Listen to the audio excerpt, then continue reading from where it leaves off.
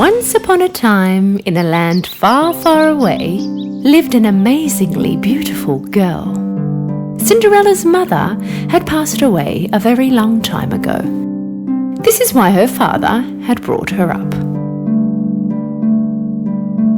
One day, when Cinderella's father remarried, her life had changed dramatically. Her father's new wife and her two stepsisters had moved to Cinderella's house. Since the first time they met, her stepmother couldn't stand the sight of Cinderella.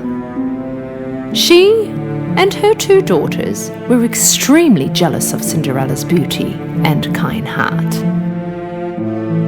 Cinderella's stepsisters were not beautiful as she was, and besides, they were rude and spoilt.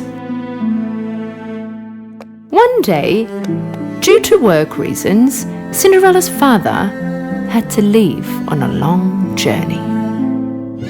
And that was the time when Cinderella's stepmother and stepsisters turned her life into a living hell.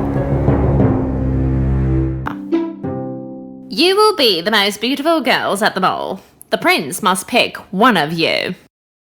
That way we will all live in the palace, right, Mother?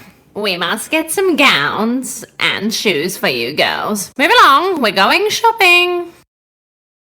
The stepmother and stepsisters left the house. Hearing all that was talked about, with a sad face, Cinderella stood there and watched. And all on her own at home, Cinderella began to cry. Why can't I go to the castle too? If my parents were here, none of this would have happened.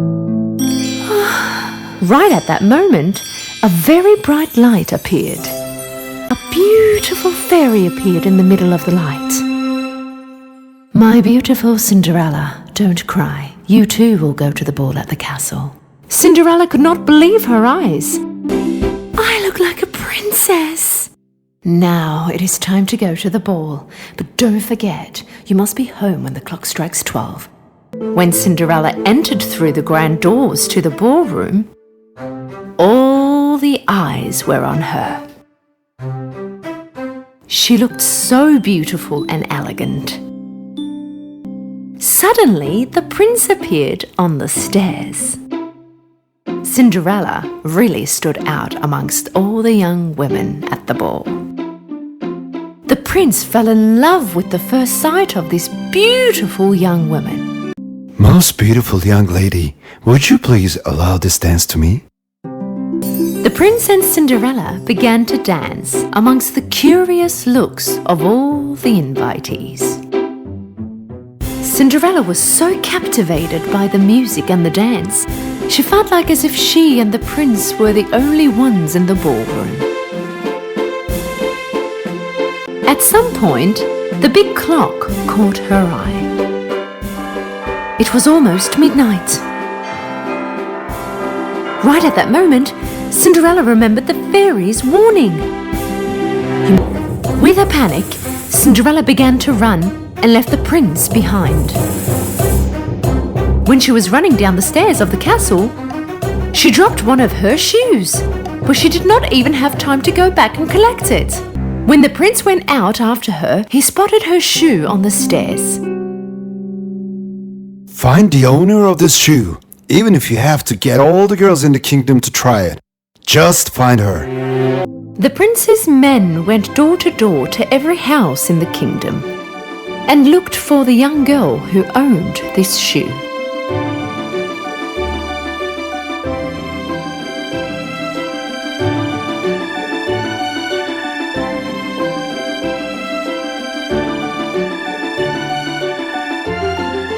But the shoe did not fit any of these girls.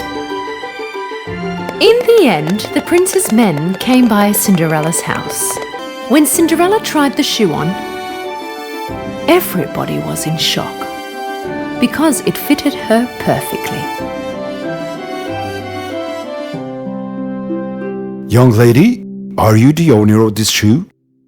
Cinderella nodded to confirm. He held her hands. I finally found you, my princess. Would you marry me?